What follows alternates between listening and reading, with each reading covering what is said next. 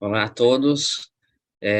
Esse seminário que eu intitulei de Roma, o Império do Direito, eu já adianto que vai ser muito diferente de todos os outros que eu fiz até agora, né? Primeiro, eu fiz slides, né? Eu não costumo fazer slides, eu gosto mais de ficar lendo minhas anotações, mas é porque, diferente dos outros, esse seminário vai ser mais um discurso do que um seminário técnico sobre direito romano. Aqui eu não vou tratar de um instituto específico, pegar os autores romanistas. Eu vou tratar sobre Roma e a relação histórica e cultural do direito em Roma.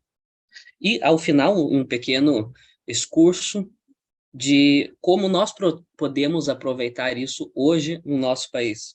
De que maneira esse legado nos chegou e como a gente pode ter algum uso dele. Pois bem, a ideia principal é mostrar como a essência do imaginário, a essência da cultura e da formação do pensamento de Roma está centrada no direito e não em outra coisa. É claro que não apenas um direito, um país não se faz só com direito, sobretudo em âmbito cultural. Mas Roma, diferentemente de todos os outros povos da antiguidade que eu conheço, é o único cujo centro gravitacional foi o pensamento jurídico. Por exemplo, todos os povos, quando constituem civilização, quando constituem uma cultura, ou até mais modernamente diríamos uma nação, tem um eixo cultural. E esse eixo cultural é da onde tudo depende. Geralmente a gente vai criar um estereotipo desse povo através desse eixo cultural. No caso de Roma, é o direito, mas, por exemplo, no caso da Grécia, claramente é o pensamento abstrato. E eu nem coloco em si a filosofia, porque muito antes de filosofia, os gregos já faziam poesia pensando abstratamente e discutindo questões filosóficas a nível abstrato. Tanto é que os filósofos gregos citavam Homero em suas obras para justificar o que eles estavam dizendo lá. Como eu já disse em outro seminário aqui, a principal função de um filósofo não é ficar inventando teorias de gabinete, mas sim sistematizar logicamente e racionalmente o pensamento filosófico de seu tempo. Então, nesse sentido que Aristóteles nada mais fez do que sistematizar o pensamento abstrato grego de sua época. Mas isso a Grécia. Tanto é que a Grécia não conheceu o direito como uma ciência. Quem inventou o direito enquanto uma ciência, isso é incontestável, foram os romanos. Isso não quer dizer, evidentemente, que os outros povos não tinham direito. Aonde existe o homem, existe o direito. Aliás, essa é uma frase dos próprios romanos. Entretanto, há uma diferença entre existir o direito e existir o objeto formal do direito. Existe o objeto material do direito enquanto fenômeno social, algo da natureza objetivo que pode ser estudado cientificamente, e o objeto formal, que é um recorte metodológico, que é um recorte crítico da realidade, a partir do qual a gente cria uma ciência em cima, ou uma filosofia em cima, se for o caso. Então, quem inventou isso foram os romanos.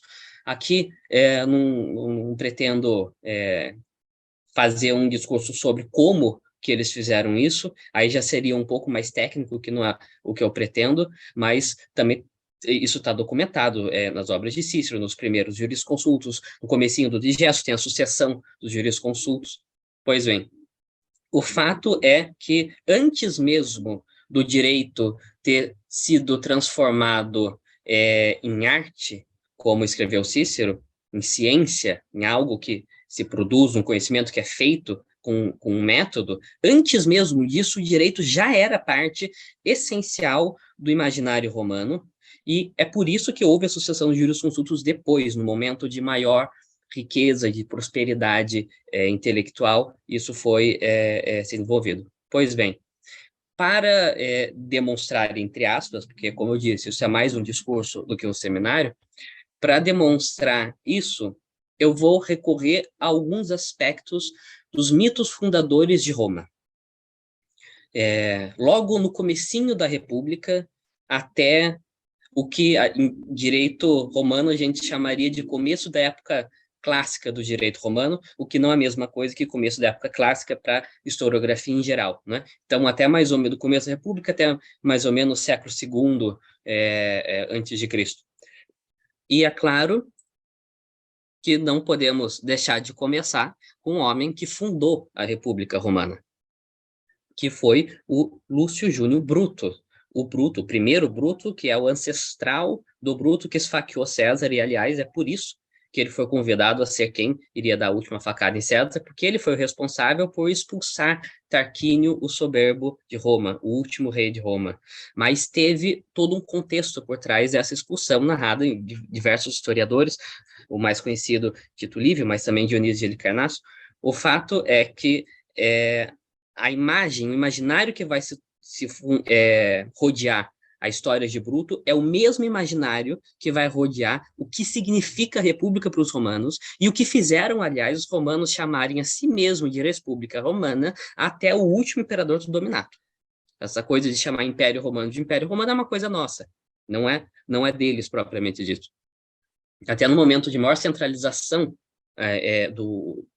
no que seria o monarca dele, eles nunca chamaram o seu monarca de reis. Por exemplo, essa imagem aí é uma pintura que retrata o Bruto beijando o chão. Conta-se que ele foi visitar com seus filhos o oráculo de Delfos para perguntar quem seria o próximo rei de Roma. E o oráculo respondeu que seria a próxima a pessoa que beijara a sua mãe. Ele interpretou a mãe como a terra e beijou a mãe. Pois bem, isso é uma história um pouco paralela. Essa história toda orbita o estupro de Lucrécia.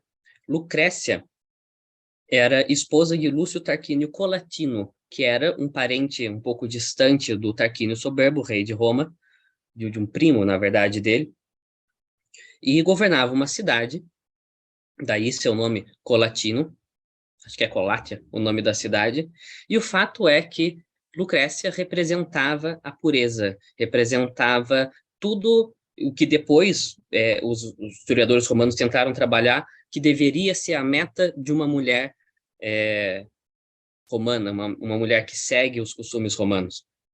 É uma mulher extremamente devota à sua família, inteiramente devota ao país, que é modesta, trabalhadora, enfim, todo esse tipo de estereótipo e extremamente apegada a um senso de justiça e de dignidade própria e da própria família.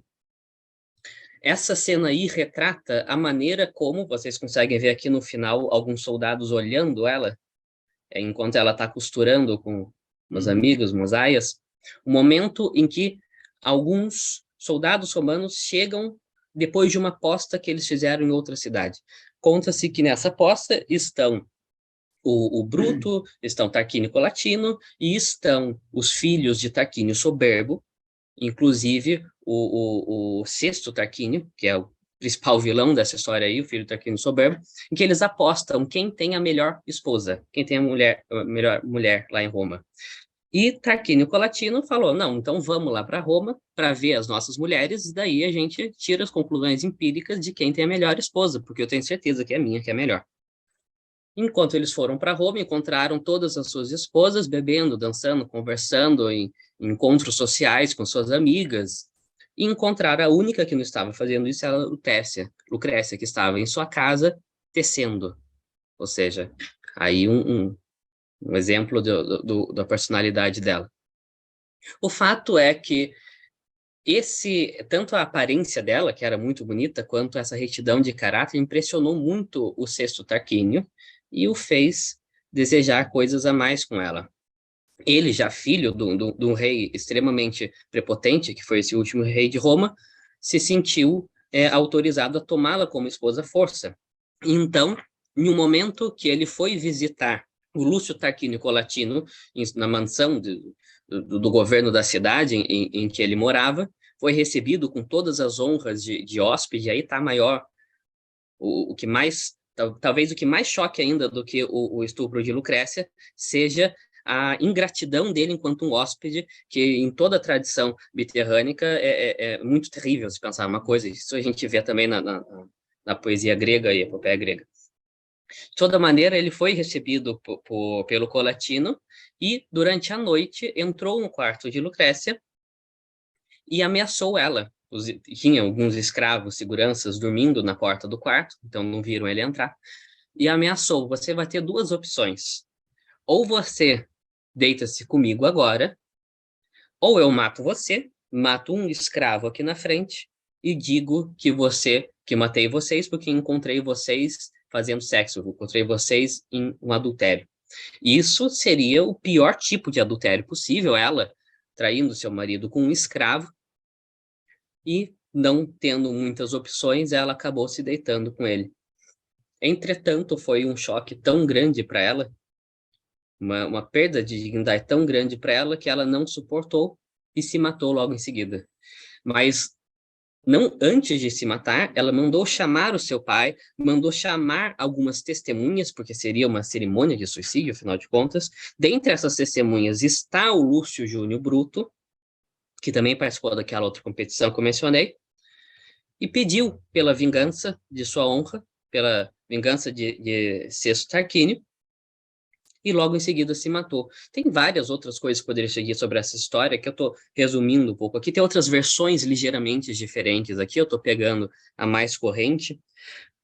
Os próprios testemunhas e o próprio marido dela não concordava com esse suicídio, né? Se diz que aí se criou a ideia de que você erra, você peca, você comete um ato imoral com a mente, não com o corpo. Então, já que ela foi forçada, não haveria nada de errado aí. Entretanto, era tamanha a pureza e dignidade dela que mesmo assim ela não suportou e resolveu se matar.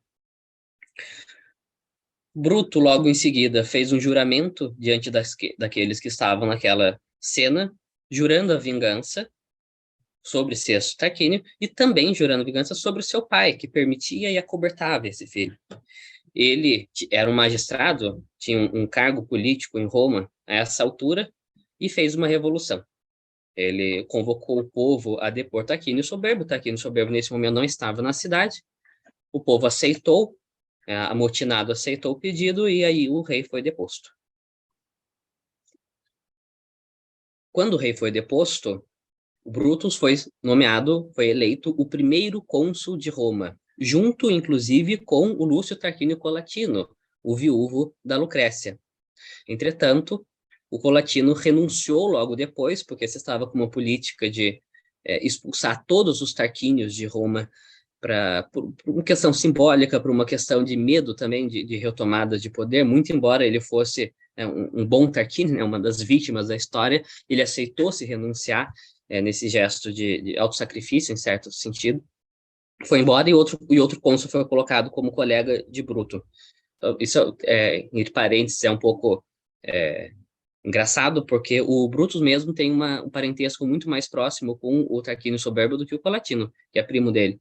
O Brutus é parente salvo-engano por parte de mãe, só que não usava o sobrenome, né? Por causa disso mesmo. Então, ele continuou na cidade. Mas o fato é que, um tempo depois, houve uma conspiração tarquiniana para voltar os tarquínios no poder. Eles mandavam infiltrados na cidade, embaixadores na cidade, para convencer pessoas estratégicas da elite para quebrar essa rebelião, para aceitá-los de volta, enfim, fazer a mesma coisa que o Brutus fez, só que internamente, e para os reis voltarem.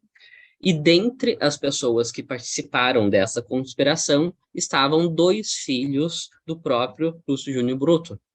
E aí vai o principal episódio da vida dele, que é conhecido e rememorado e cantado muito tempo depois, que foi quando ele condena os seus 2 filhos à morte. E aí vai toda a figura e toda a imagem mítica do fundador da República, uma pessoa que, no momento em que assume o cargo para a República, esquece-se totalmente de si, doa-se integralmente a seu ofício e, pelo bem comum, é capaz de condenar ele mesmo à morte dos seus 2 filhos. E como a gente pode ver nesse quadro, as próprias pessoas se chocam com isso. Ele poderia ter usado a clemência, ele poderia ter usado uma pena mais branda, mas, assim como condenou os outros envolvidos, também condenou os seus filhos à morte. E aqui outra pintura, mais chocante ainda, dos corpos. Ele assistiu à execução, como o cônsul assistia, naturalmente, naquela época, e os corpos de seus filhos sendo trazidos a ele, e ele com essa impassível, né? Enquanto sua família chora a tragédia. Não só Bruto é responsável por fazer isso. Se a gente considerar essa história de Bruto um tanto mítica, por ser tão retroagida na história de Roma, por depender de alguns historiadores não muito confiáveis, vamos então para uma época mais próxima de nós, que é Tito Manlio Torquato. Ele recebeu esse nome de Torquato por causa da guerra contra os gauleses. Ele retirou o torque, um tipo de colar que os gauleses usavam do pescoço do chefe desses gauleses, e começou a usar como colar. Daí, Tito Manlio Torquato. Isso se passa na Segunda Guerra contra os Latinos. Nessa Segunda Guerra contra os Latinos, ele, Tito Manlio, já cônsul de Roma, liderou junto com seu colega, os cônsules, lembrando, sempre eram dois, junto com seu colega Publio Décio Mus, o exército romano contra os latinos, e também os aliados de Roma foram conduzidos por eles. Pois bem, a batalha se deu aos pés do Vesúvio, e quando eles chegaram lá, em formação de batalha, ainda esperando o encontro fatal dos dois exércitos, os latinos começaram a provocar os romanos, a fazer muitas ofensas, enfim, provocações desse tipo de guerra, e toda a fileira romana, aliás, é isso que garantiu a supremacia militar romana sobre todos os outros povos, a organização e disciplina de seu exército. Toda a fileira romana deveria permanecer reta e às ordens de seu capitão, e não se insubordinar, ainda mais, sobretudo, porque poderia ser um mau exemplo aos outros soldados. Mas o filho do próprio Tito Manlio não aceitou essas provocações, e talvez por se sentir filho do próprio cônsul de Roma, pegou em armas, foi à frente e começou a guerra, o que deu certos prejuízos de formação, né? Pois bem, esse filho foi conduzido à presença do cônsul depois, que o condenou à morte igualmente por isso. E aí está um quadro da cena da condenação do Tito Manlio à morte. Aliás, o filho do Tito Manlio também se chamava Tito Manlio. Então, por isso que aqui é um excerto do Tito Livio, né? Que está o discurso do Tito Manlio no momento da condenação. Pois você, Tito Manlio, no caso filho, sem o respeito e nem o poder consular, e sem o poder pátrio, abandonou seu posto contra as nossas ordens para enfrentar o inimigo, e com sua iniciativa pessoal, violou a disciplina militar, graças à qual a potência romana se manteve até os dias de hoje. Sou obrigado a escolher entre esquecer o Estado ou eu próprio, se devemos puni-lo por sua falta, ou se é o país que deve pagar pela nossa culpa um preço tão alto. Estabeleceremos um precedente doloroso, mas estamos ajudando a juventude de amanhã. Quanto a mim, sou tocado pela afeição não apenas natural de um pai pelo seu filho, mas também pela demonstração de valor que desviou seu caminho numa falsa aparência de glória. Mas como a autoridade consular deve ser ou consolidada pela sua morte ou inteiramente perdida pela sua impunidade, e como eu acredito que até você, se há em ti uma gota de meu sangue, gostaria de restabelecer a disciplina militar colocada em risco por sua culpa, vão litores e amarre-no ao poste. Isso lembra esse tremendo dever ao posto de que esse precedente pode arruinar a autoridade consular, e se arruinar a autoridade consular, perde-se a ordem de Roma, corre-se o risco que os reis retornem. Essa apreço pela ordem das coisas também, a gente pode fazer uma analogia agora com o povo grego, com a morte de Sócrates, embora não seja exatamente o mesmo sentido da morte dele, mas no momento que ele se recusa a fugir para manter a ordem das leis da cidade, a gente vê aqui, sem um pensamento abstrato, sem base em filosofia grega, mas baseado nesse eixo central que eu estou falando de imaginário romano, que é o direito, a gente vê na história de Tito Manlio. Aliás, Vivaldi tem uma ópera belíssima sobre esse episódio, embora tenha alguma alteração da história, porque, enfim, tem que caber numa ópera, também se chama Tito Manlio, recomendo vocês ouvirem. Mas nessa Segunda Guerra, da qual o Tito Manlio condenou o próprio filho à morte, existiu outro episódio relacionado ao colega, ao cônsul, colega de Tito Manlio, que é o Publio Décio Mus, que está representado aí se dirigindo aos seus soldados. O Publio Décio Mus, enquanto ele estava acampando nas vésperas da batalha ao sopé do Vesúvio, teve um sonho. Aliás, o próprio Tito Manlio também teve um sonho, mas quem contou foi o Décio Musso. Um sonho revelado pelos deuses. Eu não sei se dá para ver nessa pintura aí uma águia segurando nos pés um fogo logo em cima deles, né, representando Júpiter, que teria revelado para ele que nessa guerra um, um dos lados iria perder e o outro lado teria um de seus capitães morto. Ou seja, quais eram os dois capitães de Roma? Os dois cônsules, Décimo e Tito Manlio. Portanto, para se vencer essa guerra, um dos dois teria que morrer. E se eles não morressem, é o outro lado que iria viver, segundo essa profecia, essa revelação que ele teve em sonho. E esse quadro representa ele contando para os seus comandantes, para o seu exército, esse sonho, e logo em seguida ele faz uma combinação com o Tito Manlio. E diz, a gente vai entrar em batalha. O primeiro que começar a perder, que eram duas fileiras, o primeiro que começar a perder vai se sacrificar, vai se jogar no inimigo para morrer e dar a vitória a Roma. Pois bem, durante a batalha, a fileira do Décio Musso começou a fraquejar e ele cumpriu com o juramento que havia proposto.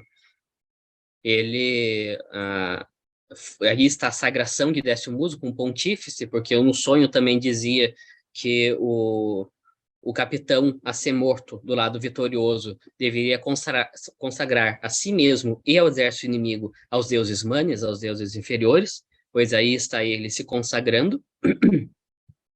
Mandou os seus litores embora no momento mais difícil da batalha, em que a sua derrota estava iminente, e se jogou no ponto mais caótico da frente do inimigo, o que o levou à morte, né? E essa morte dele fez com que a fileira do Tito Manlio conseguisse se recompor e Roma venceu essa guerra. Logo em seguida, Tito Manlio voltou para a cidade, fez um triunfo e uma homenagem a Décio Musso.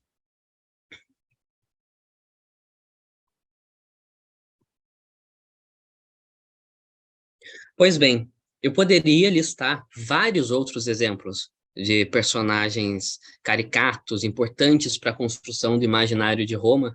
Por exemplo, aqui, à esquerda superior, temos Cincinato vindo receber, em algumas versões está ele vindo receber o cargo de cônsul, em outras o cargo de ditador. Ele foi cônsul e ditador duas vezes, mas o que importa da história dele, que certamente muitos de vocês conhecem, é que era um homem que foi general, foi cônsul, foi ditador, mas se dedicava à vida ao campo, a uma vida rústica, a uma vida de disciplina, de trabalho, e sempre que alguma coisa dava errado, seu primeiro consulado foi em virtude de uma guerra, sempre que alguma coisa dava errado, davam a ditadura para ele, que era uma magistratura extraordinária, mas constitucional, prevista na Constituição Romana, e assim que ele resolvia as coisas, ele renunciava voluntariamente à ditadura e voltava para o trabalho no campo. A última vez que ele foi cônsul foi por conta de uma dificuldade de abastecimentos de cereais na cidade, em que um metido populista estava querendo tomar o poder, dando cereal de graça para as pessoas. E convocaram ele para restabelecer a ordem quando ele tinha 80 anos. Ele restabeleceu e voltou. Também ofereceram para ele dar um golpe de Estado e continuar governando Roma indefinidamente, e ele recusou para voltar à sua vida no campo. Ou até mesmo o Mânio Cúrio Dentato, que está logo abaixo aqui do Cincinato, em que foi também um grande político romano, foi general, comandou os exércitos de Roma em importantes batalhas, e por conta disso, sua popularidade e seu poder, ele foi tentado pelos samnitas. Samnitas foram em segredo oferecer tesouros para ele, cargos importantes, para que ele se aliasse aos samnitas e traísse Roma, pois ele preferiu continuar na sua vida pacata e rústica. Ele também era um camponês, e aí tá o momento que ele está recusando o ouro estrangeiro para continuar, segundo a tradição, cozinhando rabanetes. E outros episódios ainda, como vemos esse maior quadro aqui à direita, isso bem mais adiantado na história, né? Já no período do Império, a Justiça de Trajano, o famoso episódio que, se salvo engano, está cantado também na Divina Comédia de Dante, rememorado, né? Em que Trajano indo para a guerra, comandando seu exército, enquanto estava saindo da cidade, foi abordado por uma mulher que entrou na frente da, do desfile, do caminho do exército, para pedir para o imperador julgar o caso dela, que ela estava sofrendo uma injustiça. O imperador parou todo o caminho, todo o exército, para julgar lá na hora esse caso. Ou até mesmo Catão, aqui Amor Catão, o jovem, não o velho, do qual a gente conhece, por exemplo, a história do manicure dentato, mas o Catão, um jovem, um grande opositor de César, que, derrotado no norte da África, matou-se, né? Aliás, você chamar alguém de Catão já é um sinônimo hoje em dia, chamar de alguém extremamente republicano, no sentido de ter consciência de seu dever público, do bem comum. Naquela série Roma, ele é muito bem retratado, sempre vestido uma toga preta, e a toga preta é porque ele estava em luto pela República, que àquela altura realmente estava já muito, muito manca. E no final ele se matou no norte da África por não suportar a vitória de César e não aceitar, porque César está perdoando todo mundo como um grande populista, e não aceitar voltar para o lado dele de uma maneira tão terrível. Mas, enfim, vários outros, como eu disse, exemplos, vários outros personagens importantes constam da memória romana. E o eixo condutor de tudo isso é sempre um senso muito grande de justiça. Um senso muito grande daquilo que deve ser feito e aquilo que não pode ser feito. O que é o bem comum? O que sou eu em relação ao bem comum? Não se trata de confundir isso com coletivismo puro e barato, mas de uma consciência clara que se tinha entre a relação do indivíduo com a sociedade. É como, no final das contas, se os romanos pegassem todo o produto do pensamento abstrato político grego e aplicassem à perfeição na sua história. E aí pode se opor a alguns argumentos. Como assim na sua história? Quem me garante que essas coisas ocorreram? Bom, algumas são inegáveis. Catão se matou, todo mundo sabe disso. Mas e a história do Bruto? E até mesmo o sacrifício de Décimus? Como garantir que essas coisas realmente ocorreram? A questão é que pouco importa. O que importa é que os romanos acreditavam nisso. O que importa é que os romanos elegeram isso e cultivaram isso como o mito fundador deles. E um mito fundador é exatamente o que a palavra quer dizer. É um mito. Ora, um mito não é uma mentira. O mito é alguma coisa que pode não ser histórica, no sentido de não ter acontecido exatamente assim, mas que traduz algo que é histórico, que traduz algo que faz parte da formação cultural de um certo povo. E sim, é muito floreado, sim, os romanos... E não tinham maus exemplos também? Por que os romanos pegaram só esses bons exemplos e escreveram sobre eles? Porque é óbvio, ninguém constrói um país pegando só os maus exemplos. Ninguém constrói, digo mais, ninguém constrói um país falando só a verdade. A gente tem que, às vezes, criar mitos fundadores e às vezes isso é inconsciente, às vezes é consciente. Aparentemente, o único país que a gente espera tentar construir pegando só os maus exemplos é a gente mesmo, é no Brasil. Mas eu ainda vou deixar o Brasil de lado, porque eu quero colocar só no final desse discurso. Essa imagem representa o que eu quis ilustrar com toda essa reconstrução dos mitos fundadores de Roma. Ela se chama Senadores e Legados Romanos e é bem simbólica do que representa. É um pouco anacrônica, né, porque representa um pouco instituições puramente republicanas num momento de auge do dominato. A gente vê o Coliseu foi bem tardio na história de Roma, a construção dele, mas o fato é que essa imagem também não pretende ser histórica, pelo amor de Deus, a gente está falando aqui de imaginário. O que essa imagem, o que essa pintura representa? Representa o que foi Roma. Primeiro, a gente tem, ao fundo, imensas construções, grandes obras de arquitetura que necessitam não só de especialistas, de matemáticos, de engenheiros, mas precisa também de um sistema político que garanta uma ordem, que garante uma geração de riqueza e garante uma produção cultural para se ter profissionais disso, suficiente para erguer algo assim. Que outro lugar do mundo isso aconteceu nesse tipo, com uma engenharia tão feita a fins pragmáticos ao bem comum?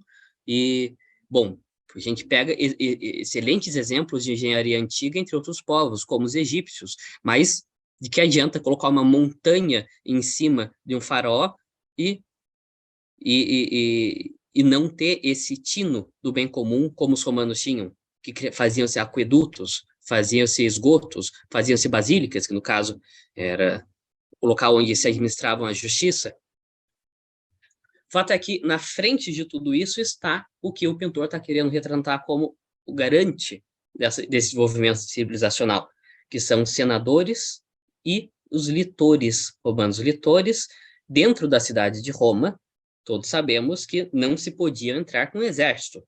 No final da República, isso ficou um pouco bagunçado, mas o fato é que sempre foi uma visão romana que, dentro de Roma, não se portava armas. Um governante, os reis faziam isso, o governante não poderia, o cônsul não poderia fazer isso.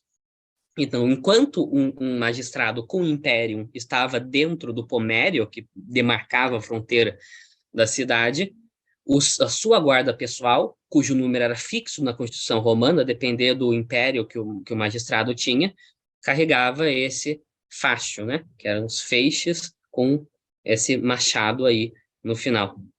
Então, é o símbolo da ordem contida, a ordem feita pelo povo, escolhida pelo povo através da eleição do cônsul e contida através dele mesmo no uso racional de seu poder. Passeando, e aí eles passeando tranquilamente, conversando, uma conversa civilizada, numa cidade também civilizada, enfim.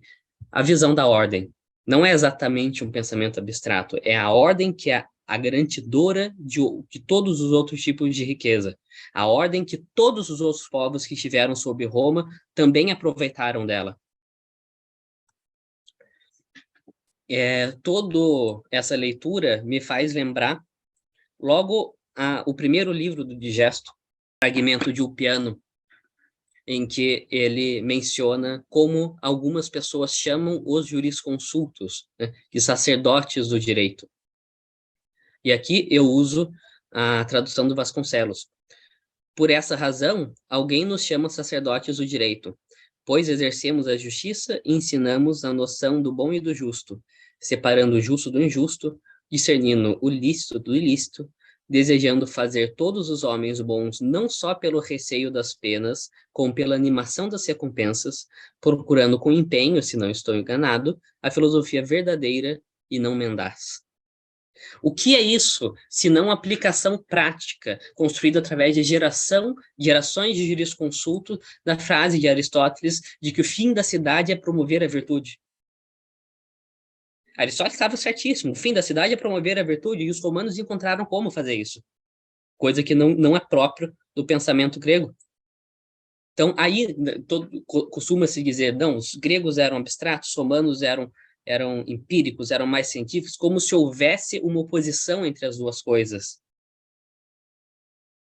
O direito, enquanto eixo cultural do imaginário romano, é precisamente a atualização prática de todo empenho filosófico abstrato que se teve da civilização grega. Tanto é que muitos dos grandes juristas da República estudaram filosofia grega ou estiveram até mesmo na Grécia para aprender, ou tiveram professores gregos em Roma, enfim. Não há uma verdadeira contradição entre as duas coisas. Como que uma civilização que tem um fio condutor baseado no direito deixa de existir? Como que uma civilização que tem um fio condutor baseado na ordem acaba se perdendo em algum momento? A gente costuma lembrar, sobretudo em razão dos filmes, né, porque é uma coisa bem cinematográfica essa memória dos imperadores da fase mais maluca, assim, digamos, de Roma. Então, fala-se de Nero, fala-se de Calígula e de outros imperadores romanos. Tem-se as comédias romanas mostrando a devassidão de Roma. Pois bem, É claro que existiram exemplos de maus imperadores romanos, e, aliás, não é impressionante notar que quanto mais Roma se parecia com os povos orientais, mais ela se decaía. Quanto mais os imperadores romanos pareciam com o Shah da Pérsia, quantos mais imperadores romanos pareciam com o faraó do Egito, mais Roma decaía em relação ao seu original.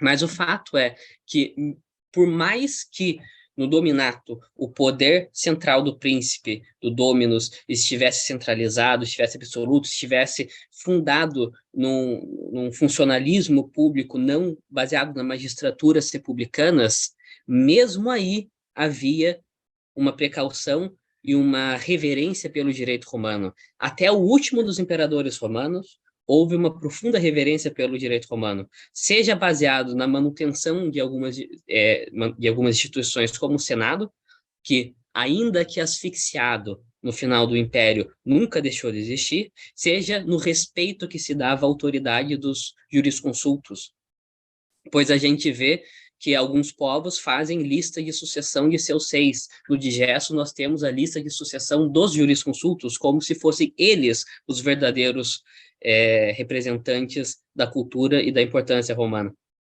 Quando ainda os grandes ditadores queriam justificar os seus atentados, os seus assassinatos e perseguições, pediam para que juristas fizessem pareceres e avalizassem as suas decisões. E alguns deles se recusavam a fazer isso e pagavam duras penas por conta dessas coisas. Mas, enfim, ainda no momento de maior decadência cultural, isso que é o eixo central do imaginário romano se manteve, que é que existe uma ordem no universo. Isso os gregos também notaram. Só que os romanos trouxeram essa ordem para fins práticos, viram essa ordem na cidade, viram essa ordem nas leis e respeitaram essas leis como se fossem sagradas, sagradas em si mesmo, direito e opinião dos prudentes como se fossem sagrados em si mesmo. Pois bem, Roma caiu há muito tempo e, evidentemente, para tristeza de muitos, não irá voltar. O que fazer, então, com um legado desse tamanho? O que fazer com isso? Bom, se diz que a civilização ocidental está baseada em 3 pilares fundamentais, né? A filosofia grega, o direito romano e a fé cristã. Desses 3 pilares, eu diria, talvez, o que mais impactou o Ocidente, o que mais chegou em volume, o que mais condicionou as instituições sociais que nós temos hoje foi o direito romano, mais até do que a filosofia grega. O seu estudo ininterrupto, mesmo antes da descoberta da litera florentina e das escolas dos glossadores, em que era feito através de outros fragmentos, sobretudo o Código Teodosiano, a aplicação do direito romano pelos povos bárbaros, como no reino visigótico, enfim, essa tradução ininterrupta que temos de direito romano, e depois a descoberta de outros materiais, e até hoje a utilização deles para a criação de novas leis, para a integração de direitos no Ocidente, ou para até mesmo integração de direitos que não são da nossa tradição, como a China, né, que agora fez o seu primeiro Código Civil, de base romanística, representa um legado tremendo de Roma, maior do que os outros 2 pilares, na minha opinião, da civilização ocidental. E no nosso país hoje, como é que a gente pode aplicar isso? Primeiro, e esse insight eu devo ao meu amigo Gustavo, que está aqui também me assistindo, é de se notar que o Brasil também tem também tem um pensamento profundamente jurídico, arraigado numa juridicidade imanente às coisas que fazemos.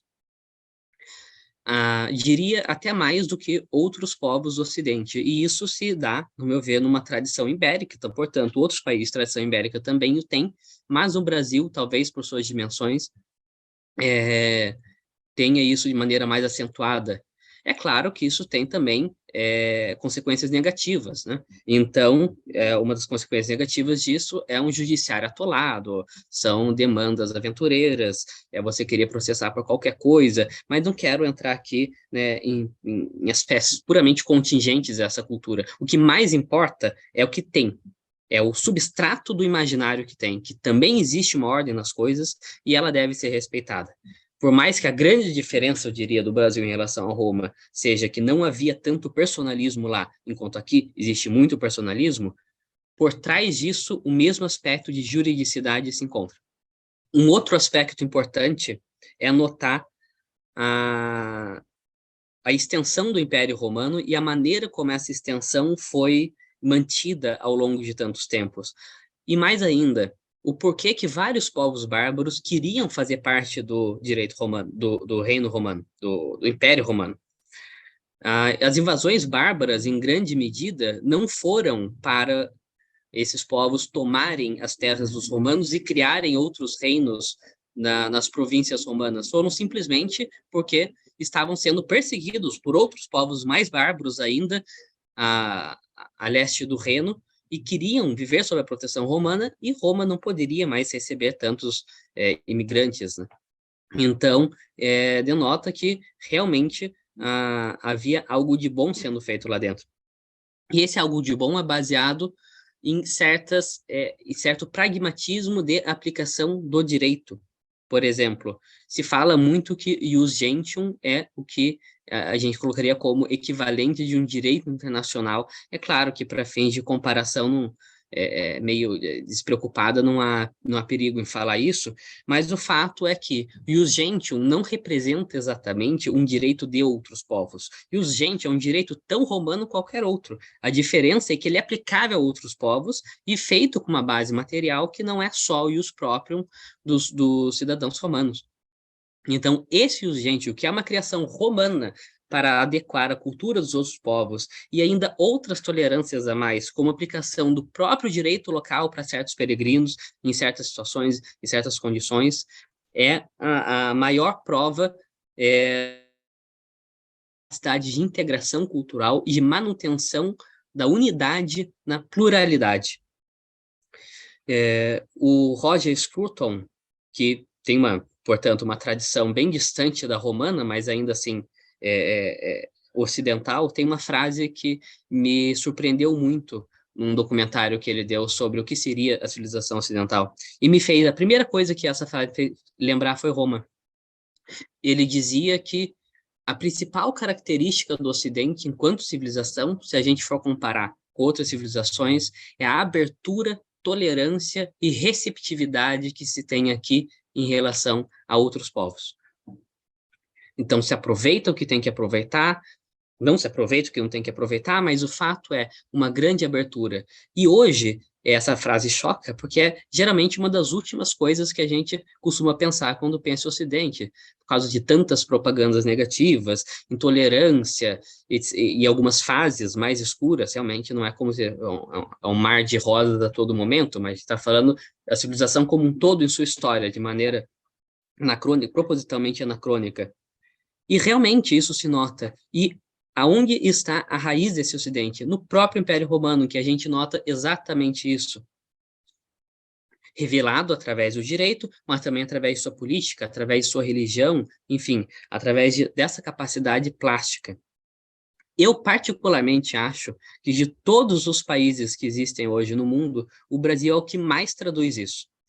Porque nós vemos essa tradição de receptividade, de unidade na pluralidade e de pluralidade como algo bom, um pouco típico em países mediterrâneos. Então, vê-se isso na Itália, vê-se isso na Espanha, vê-se isso em Portugal, mas eu diria que é só aqui que foi transformado como um projeto de construção nacional consciente, isso como a marca fundadora de todo um povo.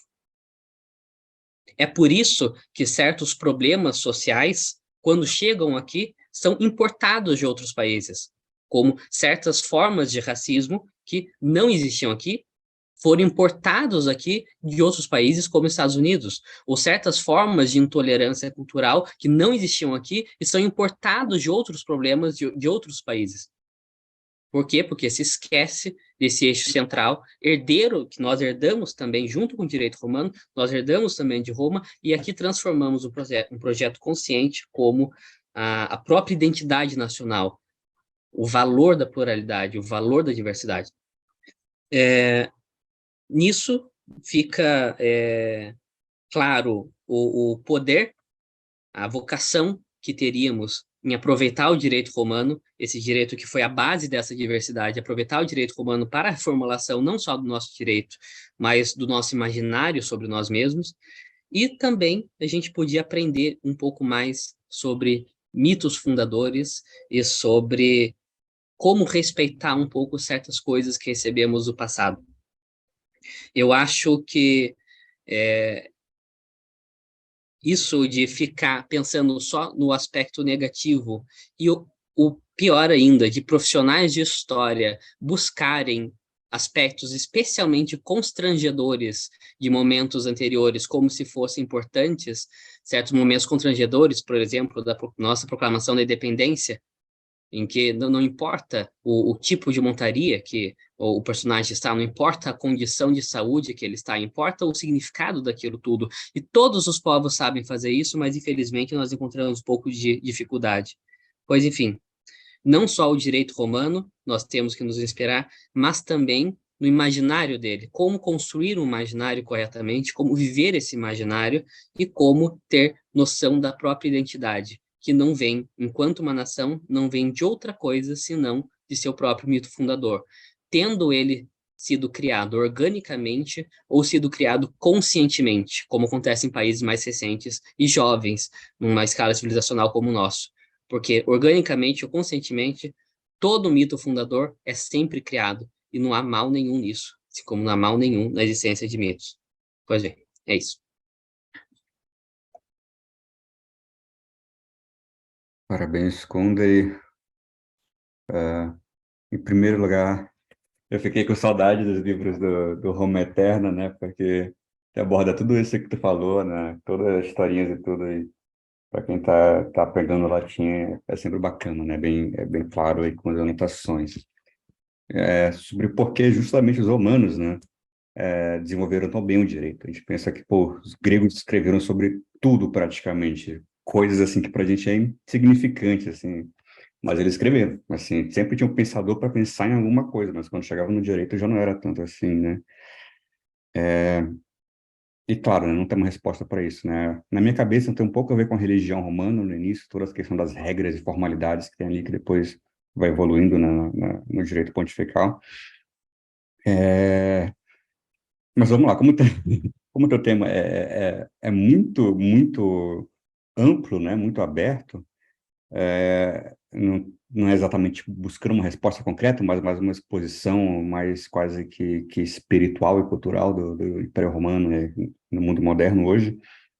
É claro que tem, tem imagem muito grande para discordâncias, né? E talvez eu tenha alguns questionamentos também, não significa que eu esteja errado, que tu esteja errado, é só algo muito, muito amplo, né? Para poder ter uma resposta concreta. É, em primeiro lugar, em relação ao direito romano que tu abordou na história, né? E a gente sempre, pelo menos quando a gente fala de direito romano hoje, a gente pensa quase que automaticamente em direito civil, direito privado. E realmente esse foi o maior legado deles, né? Mas pelo menos na tua exposição, para mim ficou mais a ideia do mos maiorum, né, do que realmente do direito privado ou direito em si. É claro que um influencia o outro, né? Mas quando chega nessa questão política, para mim, mais essa ideia da tradição, que do meu antecessor foi um bom governante, eu tenho esses líderes que me inspiram e agora eu vou seguir também. Mas quando chega no direito privado, né, uma influência tão direta assim, tem sempre os passos até chegar lá nesses lugares. E mesmo assim, se a gente for explicar ah, o desenvolvimento jurídico em Roma Antiga, na Roma Antiga, pela tradição política também, porque isso não se desenvolveu na Grécia, claro que é o principal exemplo, contra-exemplo, e você tem que pensar também em Atenas e Esparta, né? Esparta com Licurgo e tudo, todas aquelas regras rígidas de sociedade, de bem comum, e por que eles não desenvolveram um sistema complexo, né? É a mesma coisa em Atenas. A gente pode pensar, por um lado, que pô, eles duraram bem menos tempo do que o Império Romano, assim, né? Se a gente for pegar o tempo ali da glória de Esparta e Atenas, dá mal 200 anos, depois eles caem. O Império Romano foi mais de 1000 anos, mais ainda com o Império Bizantino.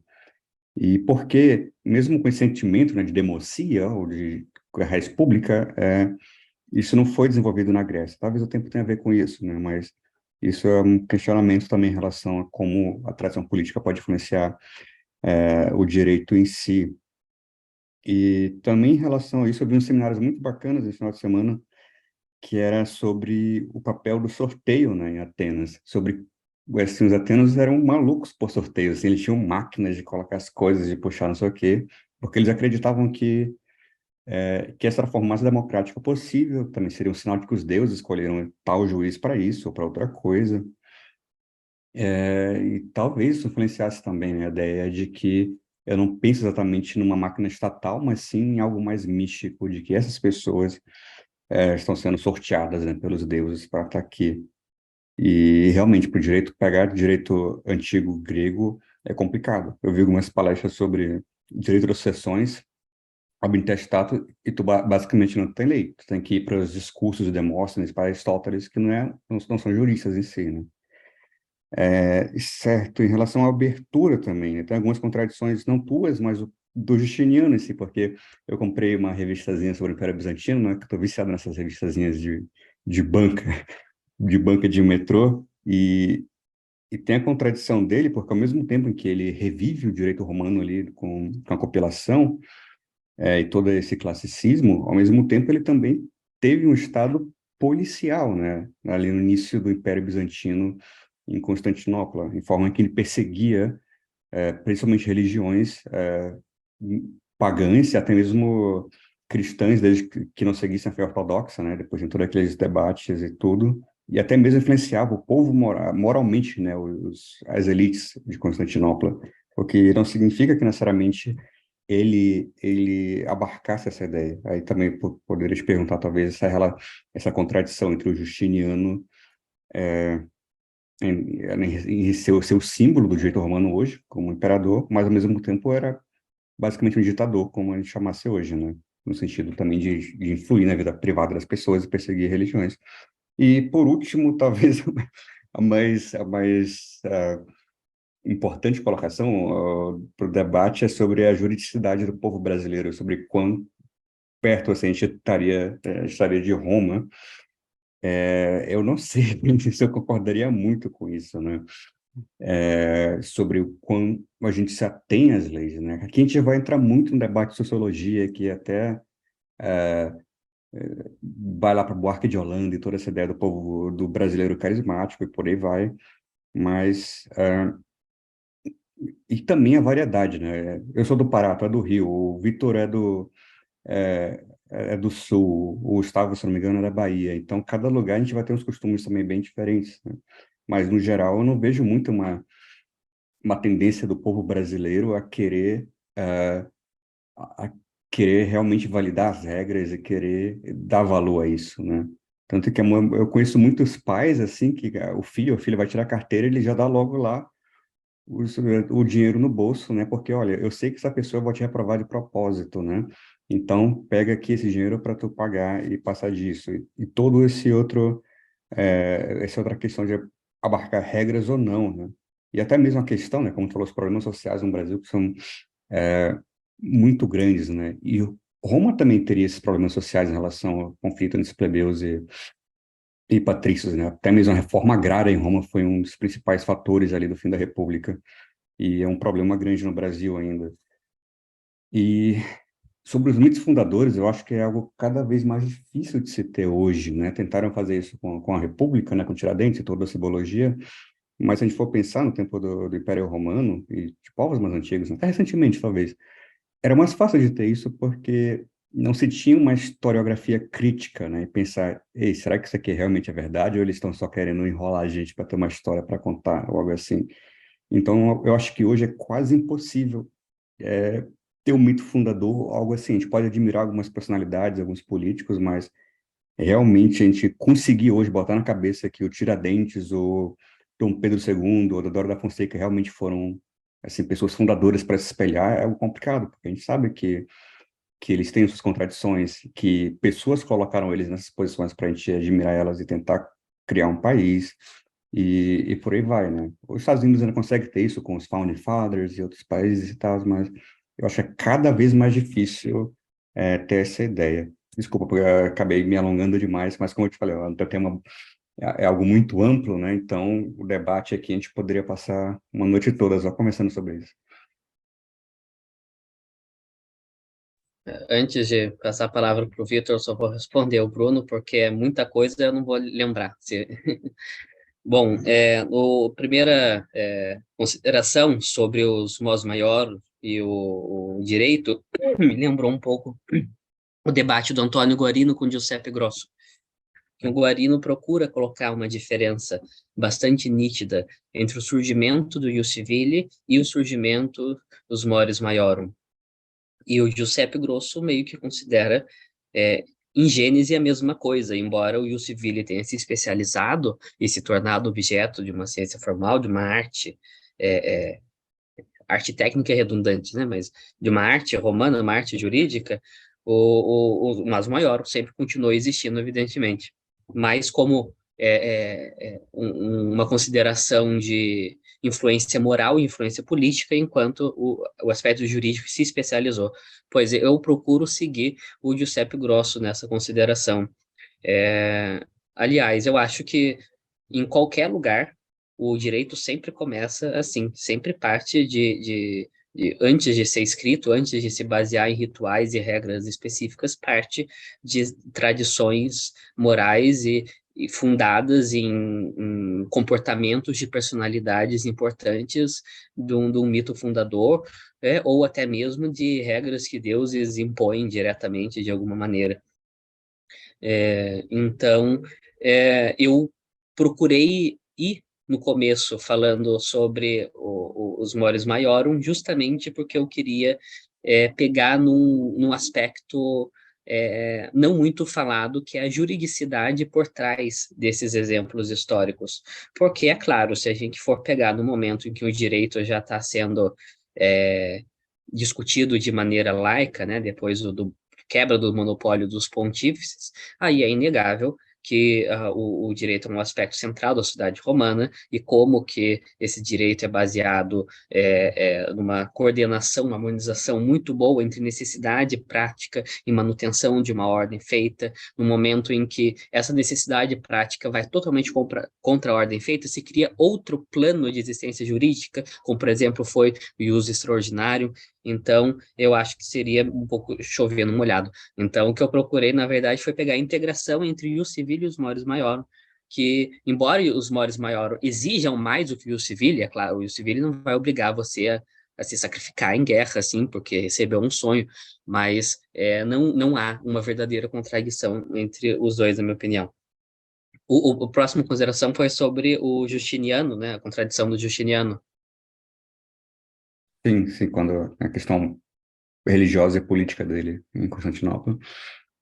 Sim, daí é importante lembrar a época do Justiniano e aonde ele estava, né? O que a gente falaria, o Justiniano foi o último dos imperadores de Constantinopla a falar latim, em grande parte pelo apreço que ele tinha à tradição romana, à Idade Clássica. Isso se revela na compilação que ele fez e no modo como a comissão Triboniano trabalhou as obras clássicas, né?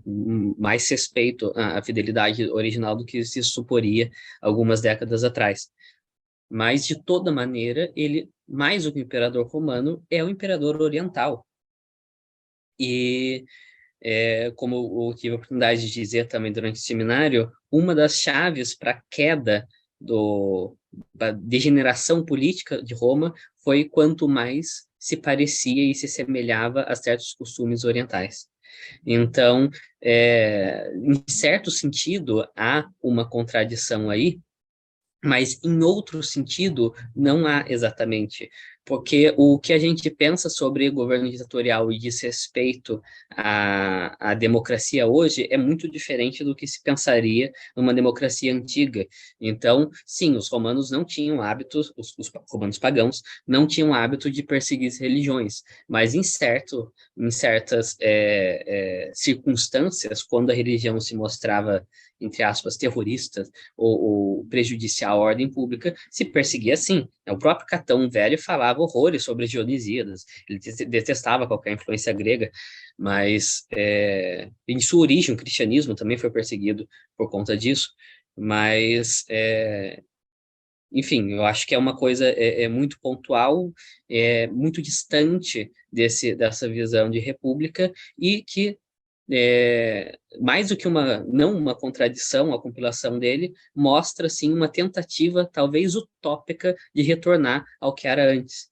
Porque quando a gente vê, quando a gente compara a disciplina de certos institutos jurídicos do Digesto com o Códex e as novelas, parece que está falando de duas coisas completamente diferentes. Então, no Digesto ainda existe um cenário econômico de bastante liberdade individual, uma bastante discricionariedade que se pode ter em alguns tipos de negócio, em gerir a propriedade, enquanto no Códex não tem. Então, um pouco, em certo aspecto, um pouco utópico também esse respeito, e que denota, por mais que, ainda que a gente chamasse de contradição, a gente pode chamar de uma contradição que revela o que está por trás e o que continuou por trás de todo o pensamento romano, que foi o respeito pelo direito.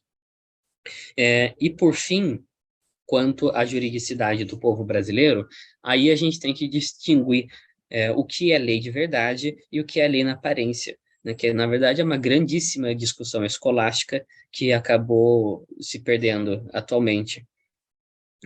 O Oliveira Viana, que é um autor que eu gosto muito para usar como lente de interpretação no Brasil, por mais que ele esteja sendo meio cancelado, e trabalha a formação das instituições políticas brasileiras através da teoria do complexo cultural.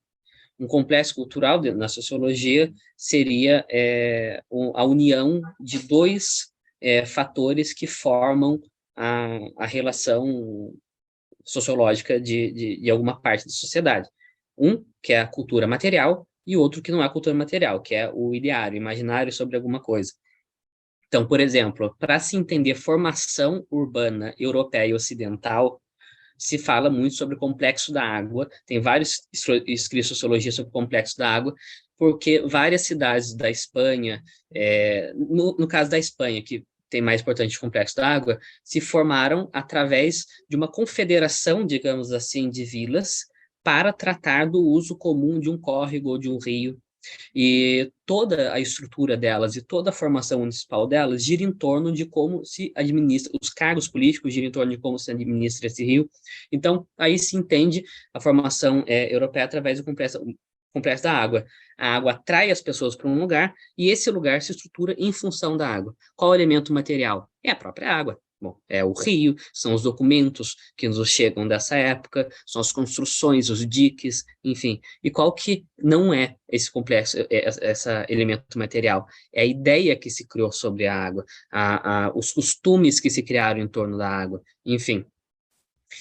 No caso do Brasil, a formação, argumento Oliveira Viana, urbana não foi espontânea, como foi na Europa, mas foi forçado por imposição do governo central. Geralmente, os capitães gerais tinham que obrigar a formação de uma cidade e as pessoas só iam na cidade para votar as leis, depois voltavam para suas fazendas. É um grande deserto com fazendas muito esparsos. Um livro que já não é mais sociológico e literatura mesmo, mas que representa muito bem isso, é o Sertanejo, José de Alencar, que eu estou terminando de ler agora, e para mim vale mais do que, sei lá, 500 horas de sociologia sobre o Brasil, que a gente pode encontrar por aí. E nesse aspecto, existe um certo tipo de formação cultural, um certo tipo de formação política que não corresponde ao tipo de instituições políticas que a gente tenta aplicar aqui através do direito positivo. Então, aí a gente tem uma cultura,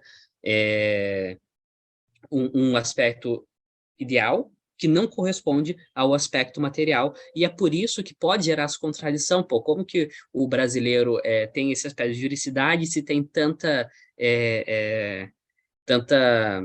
jeitinho brasileiro, né, como se falam por aí. É justamente por causa dessa contradição entre as duas coisas. E nesse aspecto, eu devo mencionar a Constituição do Império como um dos maiores monumentos científicos já feitos no Brasil, porque conseguiu conciliar perfeitamente, ou quase perfeitamente, na minha opinião, as instituições reais, o que o Oliveira Viana chamaria de direito público real, e o que realmente se tornou o nosso direito público, o nosso direito constitucional. E, curiosamente, é precisamente esse esforço excelente, fruto de mente de grandes juristas, grandes estadistas daquela época. Não foi da lavra, assim, no cafajeste, como se alega a imagem de Dom Pedro I, mas foi o Conselho de Estado dele que escreveu essa Constituição. E ele acompanhou de perto a escrita dessa Constituição, ele lia todos os publicistas franceses, a gente sabe qual era a biblioteca dele, a gente sabe como ele era frequente nas reuniões dos Conselhos de Estado, e é precisamente esse aspecto adequador da Constituição de 24 que se fala mal hoje. Então se fala, colocou-se o poder moderador, colocou-se o quarto poder, olha como que a gente faz coisa que está errada. Por quê? Porque é Montesquieu que está certo? Ele é um criador onipotente que determina metafisicamente quais são os poderes políticos? Então, dentre outras maledicências que se fala que ela foi imposta, mas foi aprovada por todas as câmaras municipais, exceto com duas recomendações de alteração. Então, eu estou digredindo, né, para outro ponto, porque esse é um assunto muito caro para mim, e, de fato, como o Brasil se formou nessa época, sendo monarquista ou não, porque eu falo que eu sou monarquista, todo mundo sabe disso, mas sendo monarquista ou não, tem que se reconhecer a criação, o mito fundador do Brasil é monárquico, não é republicano. É por isso que não dá certo falar em Tiradentes. Ah, mas qual é o outro mito que a gente vai pegar? A independência do Brasil? Sim, a independência do Brasil. Que o lado bom dela, que foi um jogo político, que foi um acordo familiar e não uma guerra civil, é precisamente o que a gente fala mais hoje. Parece que todo o país pode ter passado menos a gente. Todo o país pode se orgulhar do seu passado menos a gente. Isso é terrível. E, sim, a história tem, se você for um historiador e tem um objetivo científico, você vai se preocupar em discernir o que realmente é verdade, o que é idealização, mas não é sobre esse aspecto que estou dizendo aqui. Para a formação civilizacional, você tem que florear mesmo. Você tem que encontrar aquele lado de bom. Claro que não inventar uma coisa totalmente oposta à história, mas tem que encontrar aquilo e se basear naquilo. E o mais importante, a gente tem isso. Todos os outros países da América Latina não têm isso. Todos os outros países da América Latina tentaram, depois se independeram da Espanha, não todos, né? Mas, por exemplo, a Argentina tentou muito, não se fala muito nisso. A Argentina ficou até 1860 procurando o rei na Europa para vir aqui dar uma unidade nacional para eles e não conseguiu. Então, e confessando que as instituições do Brasil eram melhor do que todas as outras da América Latina. Então, se eles precisam de mitos fundadores e de adequação para criar uma melhor identidade nacional, eles precisariam inventar isso. A gente nem precisa inventar porque já tem. Já está tudo aqui, só tem que redescobrir, porque está embaixo de pilhas e pilhas e pilhas de historiografia que denigrem, que parece que tem prazer em pegar só o lado ruim da história, como se todas as coisas ruins que aconteceram aqui foram culpas nossas, e todas as coisas boas que aconteceram foram imposição de potências estrangeiras que forçaram a acontecer aqui. Valeu pela resposta, que eu falei, é um tema muito, muito amplo, né? Então tem muito espaço para debate. Esse é um debate extraordinário, sem dúvidas. Poderia tirar alguns meses ou anos para poder cogitar algum tipo de solução adequada para resolver essas ansiedades. E eu as compartilho com o Kundari. Mas para resolver essas ansiedades ou ausências, para resolver essas questões, eu vejo o seguinte, que são dois pontos que Roma tinha e que nós não temos com tanta clareza. Primeiro, um apreço grande pelo mos maiorum. Acho que não temos isso hoje. Tive a infeliz oportunidade de estudar com um rapaz que depois se tornou magistrado, um rapaz inteligente, etc. Hoje ele é juiz em algum dos estados do norte do país. E durante a conversa eu falei alguma coisa sobre o século XIX e o sujeito me olhou estatelado como se eu tivesse falado de uma época anterior à existência da humanidade. Ele não sabia o que tinha de direito positivo quando ele já sabe disso, digo para os demais. Ele não sabia que existia alguma coisa de direito privado antes do século XIX, ou antes do século XX, antes do Código XVI. Para ele era tábua rasa antes de 1916. Não sei o que é que ele pensa da vida dele. Então, assim, esse é o jurista não, que ele não é nem digno desse nome, mas este é o ambiente intelectual em que vivemos hoje de desconhecimento em quase absoluto do mos maiorum, que deveria ser combatido e, portanto, nisso residiria uma diferença com Roma. E outro ponto de diferença é que, quando a gente lê tanto Tito Livio quanto Plutarco, com gosto, eu adoro o mito sobre Numa, o rei Numa. Os dois trazem muito claramente o estabelecimento do culto ao Deus Terminus, Deus dos limites.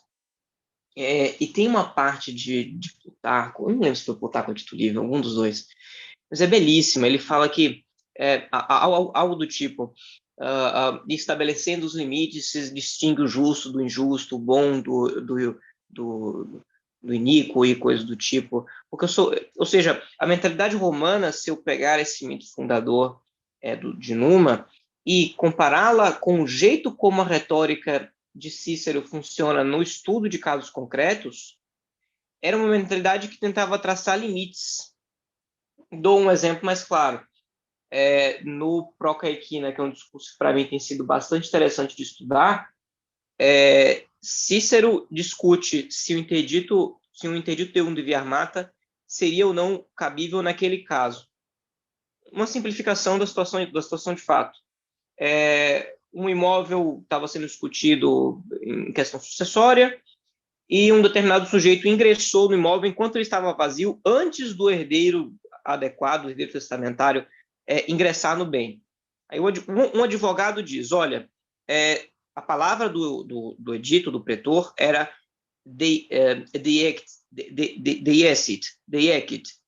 ou seja, dejeitar, jogar fora, expulsar. A palavra era essa. Aí o advogado do réu, contra quem se movia o interdito, dizia contra Cícero, Cícero, eu não joguei para fora ninguém, não expulsei ninguém. Por quê? Porque você nunca entrou. Enfim, e Cícero rebate dizendo que se eu fosse levar assim, então eu poderia invadir a sua casa agora e você não teria remédio, não há outro remédio para o caso e coisas do tipo. Mas o que importa é que veja que o sentido da palavra era parte do raciocínio jurídico romano declinado perante o colégio dos recuperadores, nesse caso específico. O que significa que o romano pensa em até aqui vai, daqui para frente você pode. Ele estabelece limites claros. Tanto é assim que o raciocínio inteiro de ações fictícias tenta resolver a injustiça que os limites poderiam produzir. Eu só posso, por exemplo, me valer de uma ficção de cidadania para que um estrangeiro possa agir com uma ação da ex lege acrilia, se eu disser que ele não poderia agir logo de início. Portanto, ao trazer um não, eu trago um limite muito claro no raciocínio. E a minha questão, que é uma questão, assim, claro, eu compartilho com boa parte das opiniões de Kundera sobre essa exposição e etc., ele já sabe, e vocês agora, colegas, também sabem. Mas a minha questão é que o brasileiro não tem uma clareza de limites. E não digo no sentido, Bruno, de você ter dito assim, é muito comum pequenas corruptelas do dia a dia, que pequenas corruptelas do dia a dia também aconteciam em Roma. Não à toa que no século II a.C. era muito comum acusar governadores de províncias perante o tribunal de questões speculatus, ou perduério, enfim, dizer que houve uma versação de bens públicos no estrangeiro ou excesso de cobrança. O discurso em Verres do Cícero também vai nesse sentido. Não é a existência de corruptela, mas é o fato de que o brasileiro, mesmo o jurista brasileiro, não pensa com limites. A gente pensa que haverá algum modo de tentar resolver e a gente vai dar um jeito, e se não conseguir desse jeito, vai parar no ministro tal. O nosso imaginário não é um imaginário de se ele não é cidadão, ele não pode entrar, mas porque ele não é cidadão, não pode entrar. Eu admito que crio uma outra ação que o proteja, cujos limites são diversos do limite inicial. Mas eu faço isso expressamente. Não. A gente chama alguma coisa do mesmo nome e traz limites que não eram admitidos antes. Eu acho que essa é uma preocupação que deveria ser resolvida, essas duas, a ausência de apreço pelo mos maiorum e a ausência de apreço pela ideia do terminus, do Deus terminus, do limite. Essas duas preocupações são distintas entre romanos e brasileiros. E nessa medida, a minha questão é, primeiro, se vocês concordam com esse tipo de visão, já que a gente está falando de imaginário, né, uma coisa bem aberta. E segundo, se teríamos como resolver. Que nada adianta constatar um fato que, na minha visão, é ruim. Eu gostaria de ter limites claros para as coisas, mas só ficar reclamando, né? Não é a minha intenção. E tampouco digo isso discordando do que quando ele colocou. Eu acho, de fato, que existem muitos pontos de coincidência. Isso para mim, visível, e concordo e reitero. Mas acho que esses dois pontos em específico nós temos de distinção. E acho que essa distinção é negativa. Eu não diria que isso é uma diferença entre os romanos e os brasileiros. Eu diria que essa é uma diferença entre o direito moderno e o direito antigo. Ou direito antigo no sentido amplo da palavra, né? Que vai até, sei lá, o século XVI, mais ou menos assim. Então, é algo que sim se manifesta aqui, essa ausência do pensamento jurídico brasileiro, essa ausência de limites e de regras claras e solucionar problemas não dando confusão para a regra clara, mas colocando outro meio, como é o exemplo de praticamente toda atividade do pretor, é exemplo disso. Isso a gente vê em qualquer outro país, né? E até em países de tradição que não são de tradição romano-germânica. Então, bom, isso tudo para ilustrar que eu não penso que é uma diferença do brasileiro, mas uma diferença do direito moderno, e como o Brasil surgiu na Idade Moderna, é claro que ele herdou essa diferença. Mas o modo de resolver isso aqui seria o mesmo modo de resolver isso em qualquer outro lugar, cultivando o direito romano. Em universidades, eu digo. Talvez se eu puder contribuir, então, pelo menos com uma experiência pessoal, né, aqui na Alemanha, então aqui já não é algo para generalizar, só que a minha impressão 2 anos para minha prova, né, agora, obrigações, e compra e venda, e as provas aqui na Alemanha, né, na universidade é padronizada, a Alemanha toda, e isso vai se aplicar também em parte nos tribunais, é tudo baseado em esquemas, né, que tu tem que ir observando, né, digamos, o contrato de compra e venda, se tu quiser ter uma indenização por atraso, tem 4 requisitos, aí lá vai pela premissa, para submissão, passo 1, passo 2, passo 3, não tem um passo 3, então não vai ter esse direito, né, e isso se aplica até para os direitos fundamentais, né, que é algo super abstrato, né, mas digamos, teve alguma intervenção, foi legítima essa intervenção do Estado, nesse caso concreto aqui de direitos fundamentais? Então, vamos verificar. Passo 1, passo 2, passo 3. E é claro que nesse passo também tem boa margem para decisão, né? Para a pessoa usar argumentos também de cunho jurídico e social. Mas a ideia que eu tenho, e eu acho muito útil isso, né? Mas a ideia que eu tenho é que se eu fosse professor no Brasil e fosse passar Código Civil assim, ia ser tipo assim... chamado como se fosse um jurista robô, ou eu sou um computador, isso aqui é positivismo, a gente tem que sempre usar os princípios da dignidade humana para resolver tudo e tal, dá um poder enorme para o juiz, dá um poder enorme para o advogado, pelo menos no sentido de tu usar argumentos muito amplos e tudo. E eu não sei, eu acho útil isso aqui, né? Dá uma segurança jurídica muito maior, ao mesmo tempo te dá um espaço para argumentação, enquanto no Brasil não, né? pega a responsabilidade civil, é algo totalmente amplo. O máximo que a gente chega um pouco de pega isso é no direito penal brasileiro, né? Tipo, antiterroridade, culpa, mas mesmo assim, quando se chega na prática, já não é tão aplicado assim. No direito privado, na minha visão, é praticamente inexistente, pelo menos na experiência que eu tive na universidade, depois estudando por OAB e também no meu estágio no Ministério Público, por aí vai. Aí já é um debate um pouco mais publicista da coisa, embora tenha, sobretudo com o direito civil constitucional, embora tenha impactos no direito privado brasileiro, que, aliás, não é uma coisa que a gente inventou, é uma coisa que a gente trouxe da Itália, então já eu acho que atenua um pouquinho a culpa, né? Mas ah, essas tecnologias jurídicas, como a proporcionalidade, a ponderação de valores, que aplica-se na Alemanha, geralmente é importado da Alemanha, não me parece que é o que os romanos faziam. Me parece que é um trambique para fazer uma coisa que os romanos nunca viram como direito, que são valores e princípios, se tornarem um pouco mais parecidos como direitos. Então, é claro que tem um valor no sentido de tentar dar um pouco mais de margem para a segurança jurídica, mas eu não vejo como uma solução ideal ou como algo a ser seguido e observado aqui no Brasil.